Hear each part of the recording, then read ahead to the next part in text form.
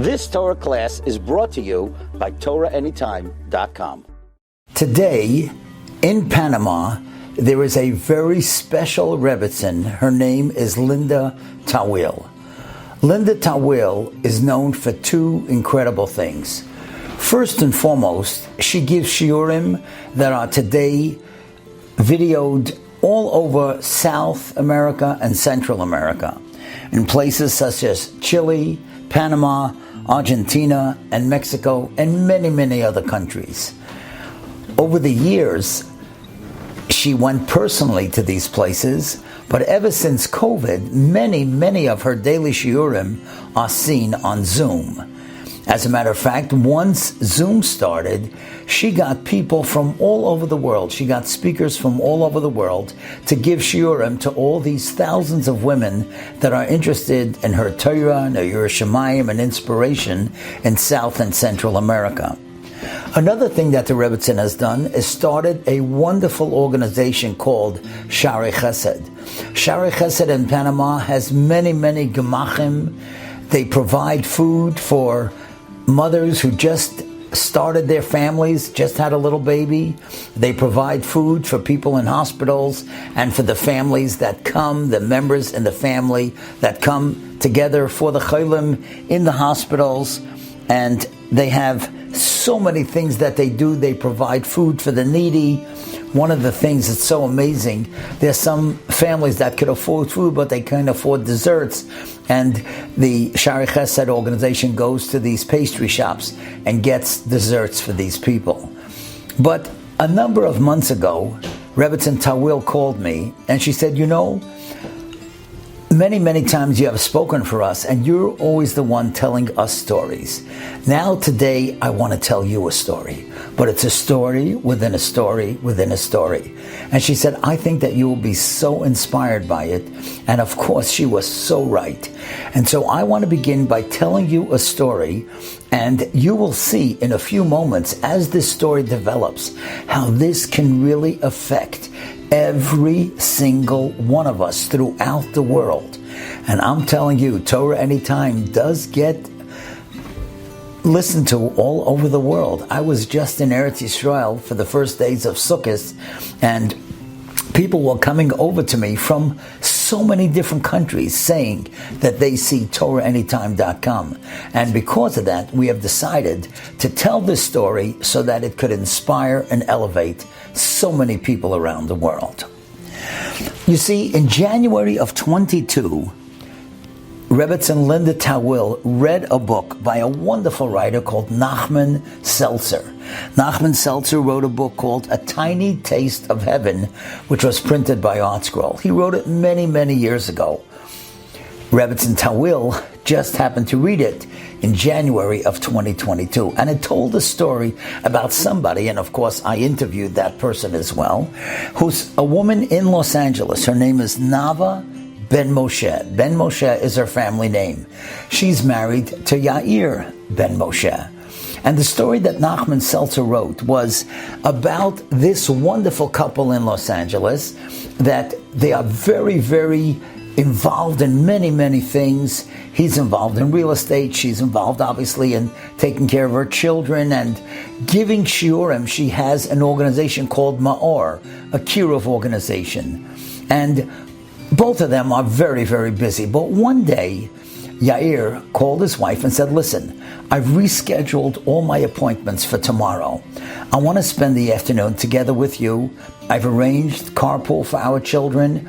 You don't have to go pick up the kids, and I've cleared my schedule, and you'll be able to clear your schedule because I've taken care of so many of the things that usually you have to do. Let's meet. We'll spend the day, we'll spend the afternoon together. She was so delighted that they would be able to do that, and that I even thought to spend some extra time with her. So they made up that he would meet her at home. He would pick her up at 11 o'clock in Los Angeles from their home, and they would go out and go to a restaurant and spend the afternoon together. So, of course, he picks her up at 11, and on the way he says, maybe we should get some cold drinks at the supermarket. She said, I thought you said we're going to a restaurant. He said, yeah, but maybe we'll take a little walk first. So they stopped off at a supermarket, she went in to get some cold drinks, and she was expecting, she'll come out in just a few moments and he'll be there. But when she came out of the store, the supermarket, about 3-4 minutes later, the car wasn't there. Yair wasn't there. She couldn't believe it. He just dropped her off 2-3 minutes ago. Anyhow, she's looking to see where the car might be. Maybe he had to go around the block. Maybe a police officer told the guy that he can't stand in front of the supermarket for whatever reason. And she's looking for the car, and it's not coming. And she's wondering, what's going on? He said he wanted to spend time with me together, and now he's not even here. So she's waiting, looking to see if the car is coming around the corner, and she's getting a little exasperated. Then she was getting worried. She told me that, who knows, chas v'shalom, maybe he was in a little accident. And of course she was hoping, obviously, that didn't happen. And she was waiting and could not figure out what in the world is going on. Now, when you're waiting for someone and you expect them to be there, 5 minutes is a very long time. And she was getting angrier and angrier and getting upset. And then, after about 7 or 8 minutes, now this happened many years ago before cell phones, so she couldn't call him and he couldn't call her. And she was wondering what in the world is going on. And then she thought this way. Everything in life is a test. And she said to herself, Hashem, if this is a test, I'm going to pass it and I'm going to get 100. And she thought about it again. Hashem, if this is a test, I'm going to pass it and I'm going to get 100. And she decided no matter when he comes and no matter what he says, she is not going to get angry. She's not going to ruin the day. She'll just smile, give over the drinks, and make believe nothing happened. And sure enough, after about 12 minutes, which is a long time, he came. She opened the door, she smiled, she gave him their drinks, not so cold anymore, but she didn't say a word. And of course he apologized. I spoke to her. She told me that he apologized. He had gone 2 blocks away to get something from his office. He needed something important. He told the secretary to come down. She didn't come down right away, and then he got stuck on a traffic jam. She did not say anything about it. She changed the topic, and they had a lovely, lovely afternoon. And she was very proud that she had passed this test and gotten 100. And in her class, the next class that she spoke to in the Kirov organization in Ma'or, she told this story. Now, an amazing thing happened. Months later, there was a woman in that class that was becoming frum. And Nava was trying to get her to kasher her kitchen. And what happened was, after a few months, when Nava had given her a book about kashering your home, this woman decided that she's going to do it. She's going to do it. She's going to kasher her home. And she got on a ladder to take down the dishes, and she was going to take them to the mikveh to tovel them. And while she was standing on that ladder, a rung on the ladder broke, and she fell to the floor. And she hurt her leg terribly. She twisted her leg. She couldn't even get up. And she was so upset, and she was thinking, Hashem, I'm trying to do something for you. This is what you do for me? Maybe I really shouldn't kasher my kitchen. And she crawled to the telephone, called her husband, and then she was thinking, Hashem, if this is a test, I'm going to pass it and I'm going to get 100. And so they took care. They gave her a little brace for her knee, and she came back home. And she decided that she's going to call her friends, and together they'll take down the dishes, take them to the mikveh, and kasher the kitchen. And that's exactly what she did. Now, Nachman Seltzer wrote this in his book, these 2 episodes. Years later, 20 years after he wrote the book, Linda Tawil happened to read this, and she was so inspired by this thought. Hashem, if this is a test, I'm going to pass it and get 100. So as I told you, she speaks in many, many different places.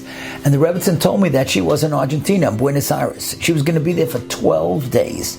Every day she was going to give shiurim. Every day she does give many videos of shiurim. So when she was in Argentina, it happened on a Wednesday afternoon. She gave a shiur.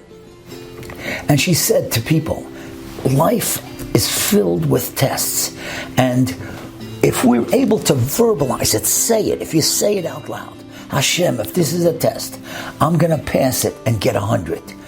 You'll see, you'll be able to do it. And that's what she spoke about. The next morning, on Thursday, a girl came to the class and said, Rebbitzin, I want you to know, I was at your class yesterday, and I was so moved by what you said. You see, she said, this Saturday night there's a very big concert going on here in Buenos Aires. Now, I know many Jewish girls that are planning to go, and I was planning to go as well. But I know it's not a place for a Jewish girl. The singer is a woman who doesn't dress b'tznius. The whole thing is not going to be really bakovadik. It's not a place for a Jewish girl. But I had a very good ticket, and I decided that this is a test. And if it's a test, Hashem, I'm going to pass it and I'm going to get 100. And I'm not going to go to that concert Saturday night. That's what she told Linda Tawil at the Thursday shir. Well, now, of course, every single day that Rebbitzin Tawil was in Argentina, she would tell over this story. And then what happened on Shabbos morning, she told it again, and girls came over to her, and they said, Rebbitzin, tonight is that concert, and we have tickets, and it's a very famous singer, but we know that it's not appropriate, and we all are going to do what you said. We are going to say to ourselves, Hashem, if this is a test, we're going to pass it, and we're going to get 100. And you know something? Not one of those girls went to the concert, and they all came to her shir, Motzei Shabbos. And Rebbitzin Tawil told me she was so energized by that wherever she went afterwards, whether it was a Zoom conference or a personal conference, she told the story. And all of a sudden, people started writing her letters and WhatsApps and texts and emails. And they said, you know, we have had so many tests in our lives ever since we heard what you said. One woman said, you know, I was wondering whether I should put on sheitel or not. I was wondering, another woman said, whether I should say something to my husband, but it might be a problem with shalom bayis. Another problem came up, you know, in kashrus. And so many of these people, they were writing to Linda Tawil and telling her that this is absolutely incredible. And when they said it, Hashem, if this is a test, we're going to pass it and we're going to get 100. And then people would write her. And then, of course, she called me and she asked me if I would be able to tell this on TorahAnytime.com. And let me just tell you something. Even me personally, ever since I heard the story, you know, we go through tests every single day. And if you say this, Hashem, if this is the test, I'm going to pass it and I'm going to get 100. And this has changed so many, many, many people. And you know, an amazing thing happened in South America and in Central America. All of a sudden, many people, including Linda, got involved and they made keychains and they made magnets and they made frames with posters with frames. And they hung it in their homes, big frames, small frames. And everybody, of course, they did it in Spanish. But that's not a bad idea, that we should get involved and think about this expression. Hashem, if this is a test, I'm going to pass it and I'm going to get 100. And Linda asked me, if anyone goes through a test and is successful, please write her. And this is the email where to write her. It's with100@gmail.com. WITHA, and then the word 100, HUNDRED, @gmail.com. Let's make this a movement all around the world. Hashem, if this is a test, I'm going to pass it and get 100. I'm so grateful that the Rebbitzin called me, and I'm so grateful to Torah Anytime, Rachmim Segev, Shimon Kol Yaakov, Reuven Kol Yaakov, all these great tzaddikim who help spread the Torah throughout the world. Let's spread this thought, and let's be inspired, and let's work on it. Thanks so much. You've just experienced another Torah class brought to you by TorahAnytime.com.